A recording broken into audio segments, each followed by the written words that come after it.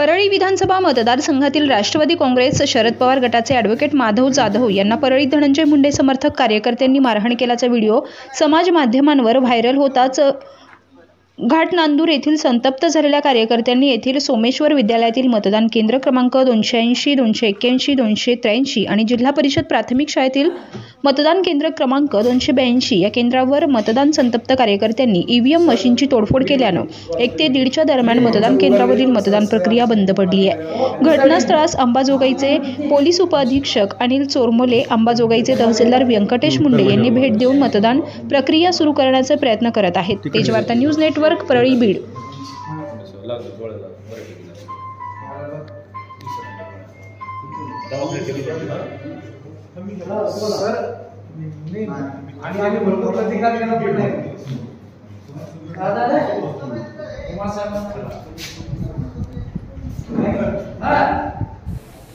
विधानसभा निवडणुकीची कार्यवाही सुरू असताना आज मतदानाच्या दिवशी परळी मतदारसंघातील मौजे घाटनांदूर तालुका अंबाजोगाई येथील मतदान केंद्रावर काही अज्ञात व्यक्तींनी मतदान यंत्राला क्षती पोहोचवण्याचा प्रयत्न केला।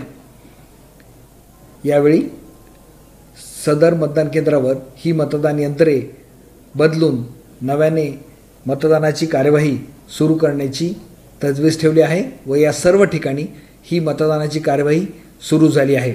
यापूर्वी मतदान यंत्रामध्ये ज्यांनी मतदान केलं आहे त्यांची सर्व मते सुरक्षित आहेत। मतमोजणीच्या वेळी त्यांचीही गणना करण्यात येईल आणि तसंच ही कार्यवाही पुन्हा सुरू करण्यात आलेली आहे। मी सर्वांना आवाहन करतो की त्यांनी निर्भीडपणे या मतदान केंद्रावर मतदान करावं। ज्यांनी यापूर्वी मतदान केलं आहे त्यांची मते कंट्रोल युनिटमध्ये सुरक्षित आहेत व ज्यांनी हे कृत्य करण्याचा प्रयत्न केला त्यांच्याविरुद्ध कठोर फौजदारी कारवाई आम्ही करत आहोत। धन्यवाद। मी सकाळचा बातमीदार।